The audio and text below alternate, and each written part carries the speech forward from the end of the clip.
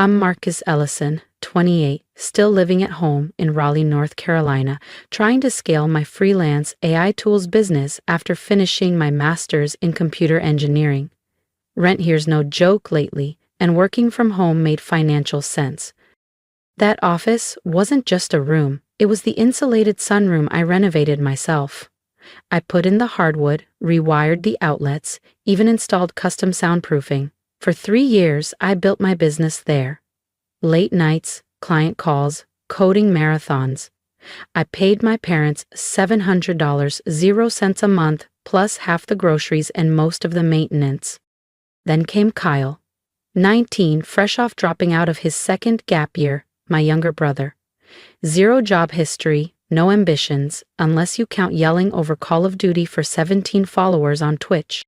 Mom didn't even look up from her iPad when she said it. Kyle needs the sunroom now. His brand is growing. His what? I just closed a $6,000 0 cents project that covered the HVAC repair they couldn't afford last winter. No thanks, of course. Dad, munching wings on the couch, added, "Let your brother have a shot. You can set up in the basement." The basement, unfinished drywall, cold slab floor, moldy smell. I've upgraded their Wi-Fi, fixed Mom's laptop, and even replaced the porch steps last fall.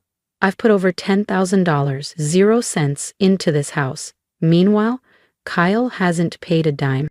But he grinned, like he'd won. He always gets what he wants, the special treatment, the coddling. I made Dean's List, they blinked. He got a D+, celebration dinner. That night I smiled back, said nothing.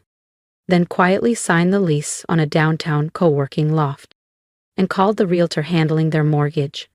Where the Wi-Fi barely reaches and the ceiling's so low I have to hunch, that's where they expect me to move now, right next to dusty holiday decorations and a busted elliptical.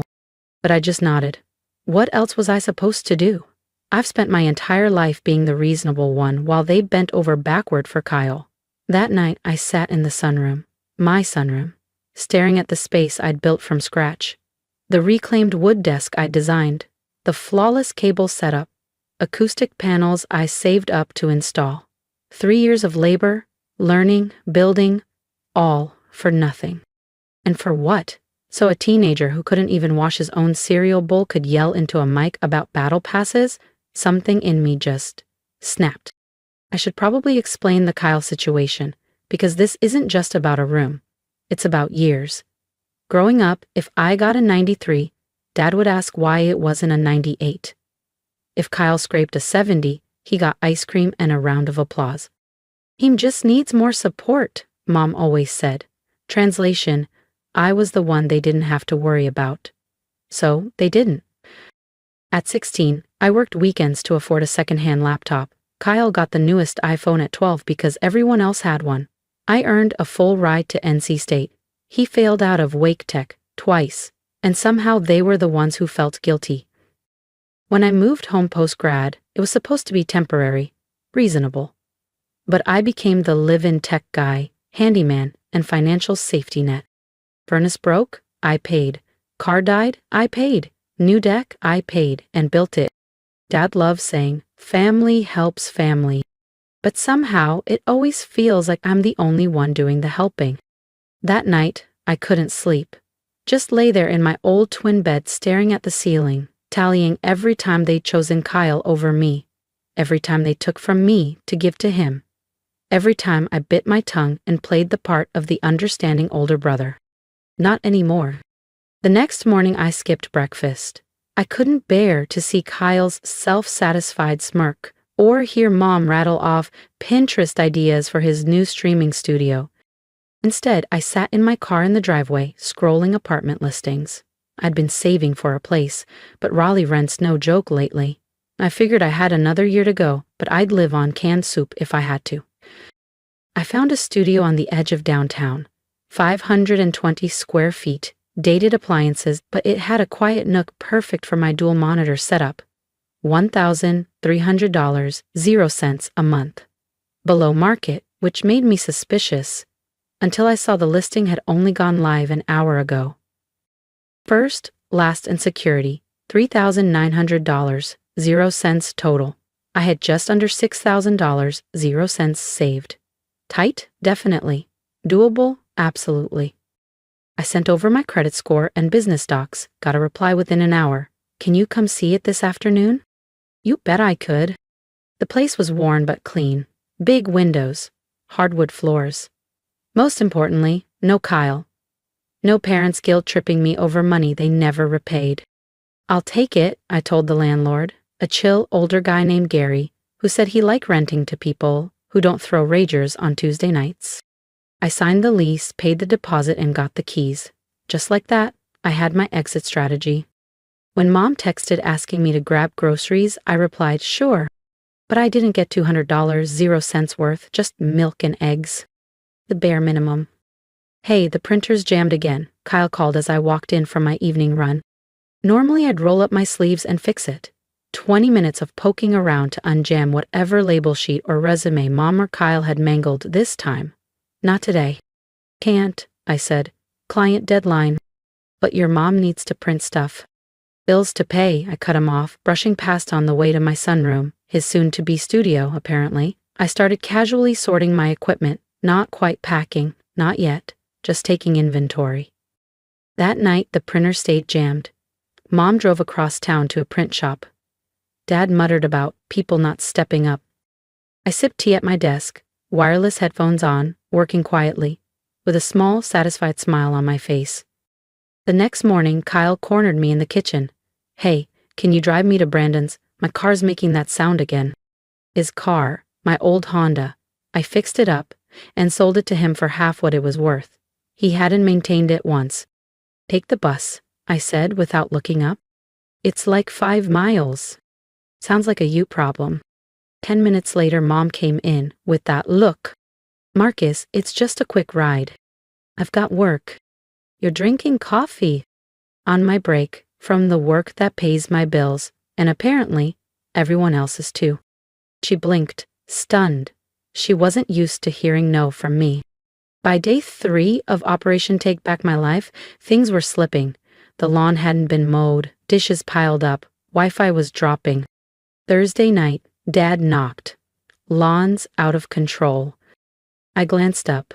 You gonna mow it? Nope. A pause. Something wrong, Marcus? You seem off. 3 years of being their handyman, tech guy, and bailout fund, and now he notices? Just busy with work, I said flatly. Well, we're family. We all need to pitch in, Dad said, standing awkwardly in my doorway. I looked up, let the silence hang, then repeated it back to him. We all need to pitch in. When was the last time Kyle pitched in for anything? When had Dad fixed something himself, instead of waiting for me to handle it? Sure, I said. I'll add it to the list. I didn't mention what list, but I was definitely keeping. The next morning, I woke to raised voices downstairs. I peeked over the stair railing just in time to catch the argument in full swing. Why do I have to mow? Kyle was whining. Your brother's busy, Dad snapped. Just do it this once. But I've got a stream scheduled. My followers are expecting me, all 38 of them, I thought. Then reschedule it. Jesus, Kyle. It's just lawn care. It felt like watching a fragile ecosystem collapse.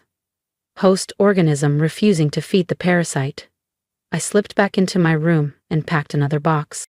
I'd been relocating my essentials to the studio apartment, bit by bit, slow, quiet, strategic. But the real gut punch came later that afternoon. I was finishing a client meeting when Dad knocked. Hey, quick thing, he said, not meeting my eyes. I sold your workbench. Guys picking it up tomorrow, got $300, 0 cents. My workbench, the one I hand-built for perfect ergonomics, dual monitors, cable slots. You sold my property without asking? Well, Ethan needs a streaming desk, and, since you're moving to the basement, you just decided it was yours to sell? I figured you'd be okay. It's for Kyle's career. I didn't yell. I just said, keep the money, consider it another donation to the bank of Kyle. As soon as he left, I booked the U-Haul for Saturday. By Friday night, 70% of my belongings were gone. Tech documents, clothes. On the surface, room looked untouched. But underneath, the family balance was unraveling. Fast. If you've ever been the one holding everything together while everyone else takes you for granted, you won't want to miss what happens next. Subscribe to the channel so you're the first to see how Marcus's quiet exit shakes the entire household. You won't believe who shows up next. Kyle had half mowed the yard. Patches missed, edges jagged like a bad haircut. The printer still jammed. Dad tried to fix it and made it worse. Mom was getting increasingly irritable, snapping over unwashed dishes and dusty counters. I drifted through it all like a ghost. I made my own meals, cleaned only what I used. When the Wi-Fi cut out for the third time that week and Mom yelled, "Marcus, the double Wi-Fi's acting up again," I called back, "Try unplugging it." Small victories. Friday night, Dad stopped me near the kitchen. "Look, about your workbench. If it means that much, I'll call the guy back." Too little, far too late. "Don't bother," I said. "Kyle's already hyped about his new studio." Dad forced a smile. "Maybe you could help him set it up this weekend? Make it a brother thing?" Almost laughed. "A brother thing? After they took my workspace, sold my custom desk, and treated me like the household help for 3 years?" "I've got plans," I replied, walking past him. "What plans?" "My plans." He followed me upstairs. "Marcus, what's going on with you? Your mother's worried." "Your mother, not I'm worried." Classic. "Nothing's going on," I said. "I'm just setting boundaries." Boundaries? We're family. There it was. The magic word. The all-access pass to take whatever they wanted from me. "Yes, we are family," I said. "Which is why it's strange that when Kyle wants something, we support each other. But when I need something, you're an adult. Figure it out." Dad's face flushed. "That's not fair. We've supported you plenty. Name one time this past year you helped me. One time you put my needs first." He hesitated. "We let you live here. I pay rent. $850, 0 cents, plus utilities, plus groceries. I've covered emergencies, repairs, even your transmission. I'm not living here, Dad. I'm subsidizing this house." "It's ridiculous." "Is it? Tell me what Kyle's contributed." Silence. "And now you've taken the only space that was mine? Sold my workbench? So tell me again, how is this a two-way street?" Dad's face cycled through the usual. Frustration, defensiveness, and then something that looked like guilt. "We didn't think," he started. "No," I cut in. "You didn't?" I turned back to my closet and started pulling out the last of my clothes. No more hiding it. "What are you doing?" he asked, his voice suddenly unsure. "Not okay." "For what?" I met his eyes. "I'm moving out tomorrow." The look on his face was almost laughable if it hadn't been so sad. "Moving out? Where? Why didn't you tell us?" "Signed a lease last week," I said, "telling you now." "What? The basement?" "Oh, right. The plan was, I'd keep funding this house while you kept taking. That about right?" He didn't deny it. That silence said it all. "Marcus, let's be reasonable. Your mother will be upset." "I'm sure. The ATM's shutting down." He left in a daze. I heard hushed voices rising downstairs. I kept packing. Calm, steady. The storm was finally coming, and I wasn't sticking around to fix it. Saturday morning, I rolled the U-Haul into the driveway. Quietly, box by box, I carried out my things while they watched. Mom, naturally, started crying. "I don't understand why you're doing this. Why not talk to us first? Like you talked to me before taking my office?" "That's different. Kyle needed." "Kyle always needs. Kyle always gets. I'm just removing myself from the equation." Dad tried bargaining. "This is childish. Running away because you didn't get your way?" "Not running," I said, lifting my PC tower. "Moving on. Big difference." Kyle whined from the porch. "What about my desk?" "Ed sold mine, remember?" I smirked. "Sounds like a you problem." Mom trailed behind me, still teary. "I just don't understand. We're family." I stopped, set the box down, and looked her dead in the eye. "Let me make it crystal clear." I walked into the kitchen, grabbed a marker from the drawer, and a scrap of paper from the still jammed printer. In thick black marker, I wrote across the paper, Marcus's contributions, last 12 months. Rent paid $10,200, 0 cents. Utilities, tilde $1,800, 0 cents. Groceries, tilde $4,800, 0 cents. Furnace repair, $2,700, 0 cents. Dad's transmission, $1,800, 0 cents. Tech rebuild, $1,100, 0 cents, plus 80 hours of labor. Home maintenance tilde $2,400, 0 cents. Tech support, countless hours. Total, $24,800, 0 cents plus. Kyle's contributions, $0, 0 cents. Attitude, priceless. I slapped it onto the fridge with a magnet. Then I turned to Mom. That's where this is coming from. Her tears stopped mid-track. It hasn't been that much. Check my bank records, I said flatly. I kept receipts. Dad walked in mid-confrontation and read over her shoulder. I watched the blood drain from his face. The furnace wasn't that expensive. $2,700, 0 cents, I said. I have the invoice. You promised to pay me back once things settled. That was 11 months ago. They looked at each other, cornered. We meant to, Mom started. Don't, I cut in. Not even mad about the money anymore. What hurts is how I've kept this house functioning, and you still treat me like the selfish one. You always put Kyle first, every time. He's younger, Dad said weakly. He's finding his way.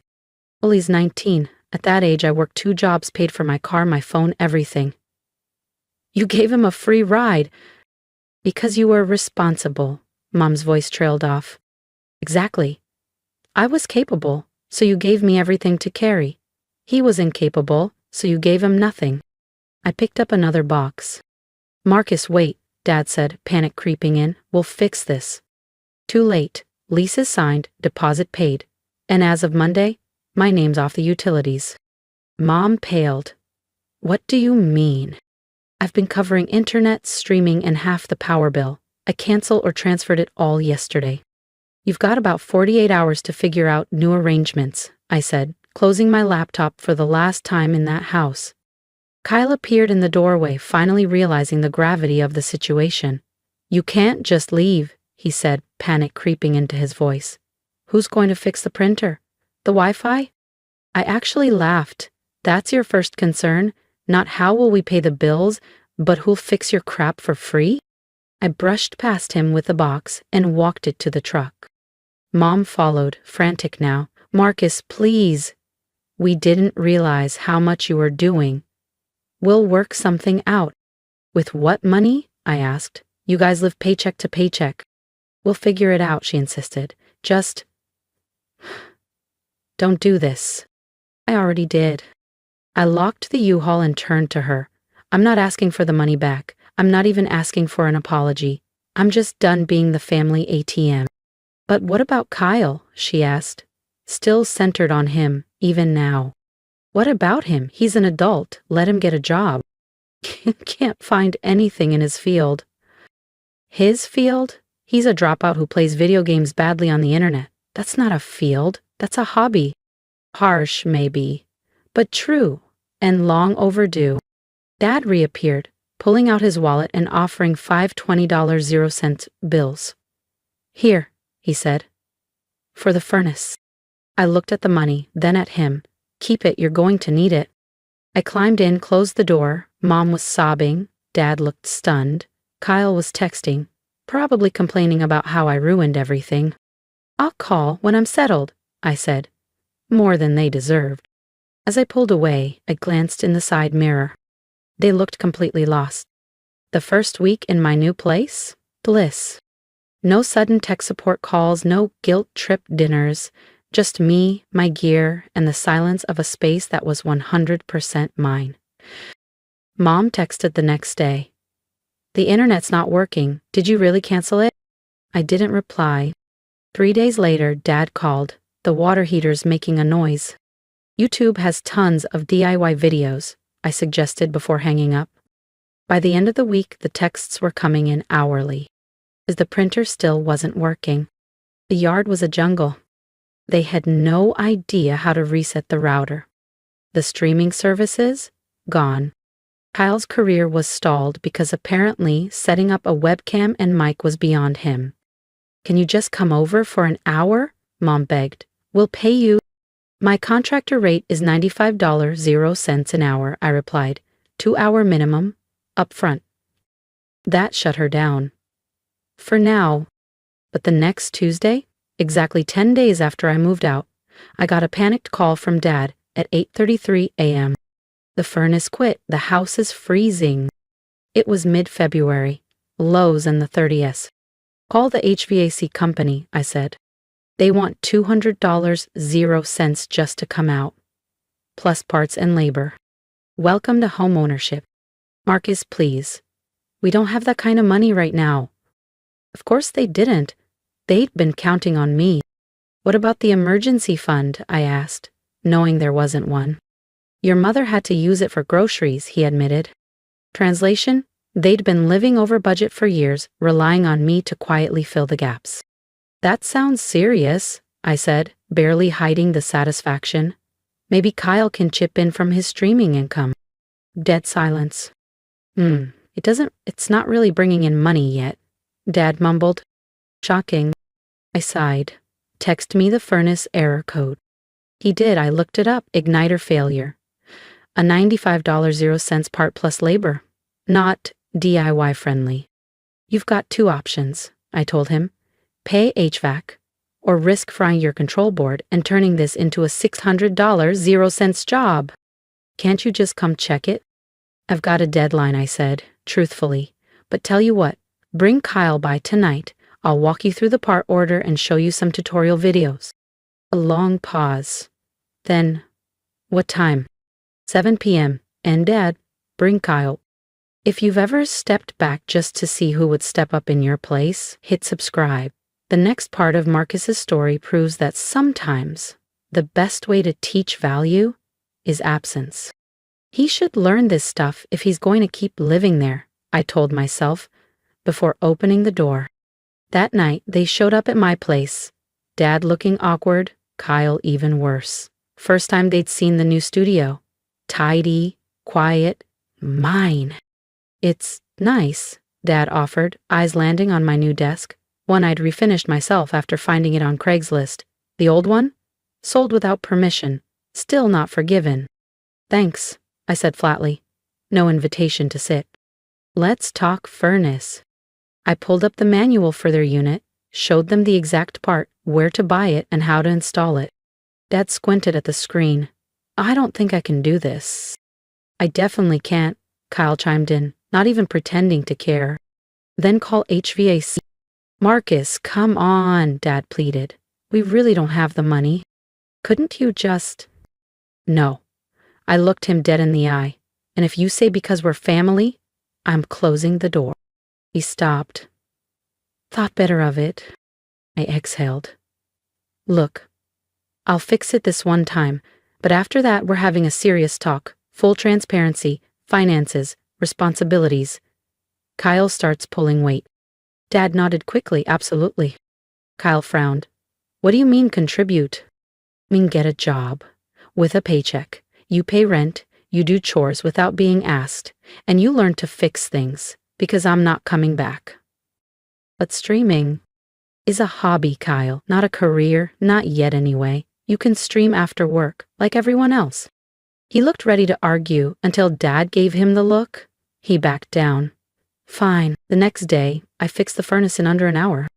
Then I called the first official family meeting. Laid out real numbers, income, costs, all the invisible support I used to provide. Proposed a fair household budget. Kyle's rent? $250.00 a month. "That's not fair," he whined. "I don't have money." "That's why you get a job," I said. Calm, firm, like I was talking to a child. "McDonald's is hiring, so's Target, so is every warehouse in the city." "Those aren't real jobs," Kyle muttered. They pay real money, I replied. Money you need. Mom looked like she might cry again. Marcus, he's not like you. He struggles with what exactly? I cut in. He's not disabled. He's not sick. He's a perfectly healthy 19-year-old who's been allowed to coast because it was easier than holding him accountable. To my surprise, Dad backed me up. Your brother's right, Kyle. Things need to change. The look on Kyle's face? Absolutely priceless. Total betrayal. Dad had never taken anyone's side but his. This is bullshit, Kyle snapped, rising from the table. I'm not getting some lame-ass job just because Marcus decided to be a jerk about money. Yes, you are, Dad said, voice steady, firmer than I'd heard in years. Or you're finding somewhere else to live. Holy shit, actual parenting. Kyle stormed off, door slam echoing like a cartoon. He'll calm down, Mom said weakly. And if he doesn't? I asked. Dad exhaled. Then he figures it out. We can't live like this anymore. For the first time, I believed him. What about you two? I pressed. I meant what I said. All cards on the table. I'm done carrying the weight. They exchanged a look, then both nodded. We'll figure it out, Dad said. Get on a budget. Pick up extra shifts if we have to. Good, I said, standing. I'll check in next week. As I reached the door, Mom called after me. Will you come for dinner sometimes? Not to fix things, just to visit? I paused. Maybe, once the house is in order, literally and figuratively. 3 weeks later, Kyle was working in a warehouse. Entry level, decent pay. The look on his face when he handed Dad rent? Delicious. Dad pulled out his tools, started watching DIY videos. Mom stuck to a real budget. They even started paying me back for the furnace. Small amounts, sure, but consistent. And me? I'm thriving. No chaos, no freeloaders, just peace, purpose, and proof that boundaries work. I still drop by for dinner now and then, but these days, when something breaks, I don't leap up to fix it. I sit back, watch, let Dad and Kyle figure it out. It took burning everything down to build something healthier, and I don't regret it for a second. It's been 6 months since I moved out, and honestly, the transformation is kind of shocking. Last weekend, I stopped by for our monthly family dinner, on my terms, where I'm a guest, not their handyman or wallet. The lawn trimmed, the sink empty. Kyle not glued to his gaming chair? Turns out the golden child learned some hard lessons lately. Streaming took a nosedive once he had to balance it with an actual job. 12-hour marathons don't work when you're moving pallets for 8 hours a day. He complained nonstop, Mom said. But something shifted. Got promoted to shift lead last week, Dad told me over pot roast. Youngest one they've ever had. Kyle looked sheepish at the praise. Not a big deal. More responsibility, same garbage pay.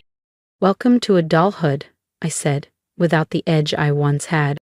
Then came the real surprise. Mid-meal, the dishwasher made a weird grinding sound. Dad winced, then looked at Kyle, not me. Check the filter tomorrow, probably something caught in it. Kyle just nodded, like this was normal, like it had been normal. He's gotten pretty handy, Mom added, catching my surprise. After you left and the toilet broke a third time, he took initiative. YouTube tutorials. Same ones you used, Kyle shrugged. I almost fell off my chair. Later, Dad walked me to my car, handed me an envelope, $500, 0 cents in cash. It's not everything, he said, but we're putting money aside, real payments. I was stunned. For years, money only flowed one direction, out of my pocket. Thanks, I said softly. We should have done better, Dad muttered. Didn't realize how much we leaned on you until you weren't there to lean on. No excuses, just, I'm sorry. Words I never thought I'd hear. Kyle's different too, Dad said, hands in his pockets. Having real responsibilities, earning his own money, it's been good for him. Made him grow up. Better late than never, I replied, but without me carrying the load? Dad hesitated. You doing okay? Place working out? Better than okay, I said honestly. Business has doubled since I moved. Turns out when no one's draining your energy or money, you can actually build something. He flinched a little, but nodded. You deserved better from us. On the drive home, I realized my family hadn't just adjusted to my absence. They'd grown from it. Kyle was maturing. My parents were owning their financial mess, and most surprisingly, they were finally acknowledging how they'd treated me. I know some people will say I should have cut ties completely. Trust me, I considered it. And for some, that is the healthiest option. But in my case, when they showed real change and remorse, a controlled relationship felt worth trying. Your mileage may vary. A week later, I got a text from Kyle that almost made me crash my car. Hey, got a bonus. Want to pay you back for the bike Dad sold. Dick move. Venmo? I literally pulled over, checked if I was hallucinating. I sent him my info, half expecting radio silence. 10 minutes later, $300.00 appeared with a note for the bike. Sorry it took so long. It wasn't about the money, it was the acknowledgement. Even more shocking, he called. Yes, called. Asking for help building a basic budget. Warehouse is offering $401k match, he said. I should probably figure out how that works. He came over, took notes, listened. Before leaving, he paused. Your place is nice, way better than the moldy basement. Thanks, I smiled. I was a real jerk about the garage, and a lot of stuff. I didn't know how much you were doing. Water under the bridge, I said. And I meant it. Mom and Dad really miss you, he added. Not just for fixing stuff, actually miss you. I miss parts of being around, I admitted. Not the constant crisis management, but the good parts. For what it's worth, he said, I'm glad you stood up for yourself. Stuff had to change. And now, 6 months later, it has. Mom and Dad are finally budgeting, building savings. Dad's even learning home repairs. Kyle's holding down a steady job, streaming as a hobby, and eyeing college with a plan. And me? I'm dating again. Joined a climbing gym. Grew my business. All the energy that used to keep them afloat now builds my life. I don't loan money. I don't drop everything to fix their problems. But the relationship? It's grounded in mutual respect now, not obligation. It's still a work in progress, but this time it's actual progress. Sometimes the kindest thing you can do is stop enabling people's worst behaviors. It's painful, messy, but if they're capable of growing, they'll eventually thank you for walking away. Mine did, and I never saw that plot twist coming. If you've ever felt taken for granted, I'd love to hear your story. Drop a comment below. Tell me how you found your voice or what boundaries changed your life. Your support reminds me I wasn't wrong to walk away. And hey, if you think I did the right thing, let me know.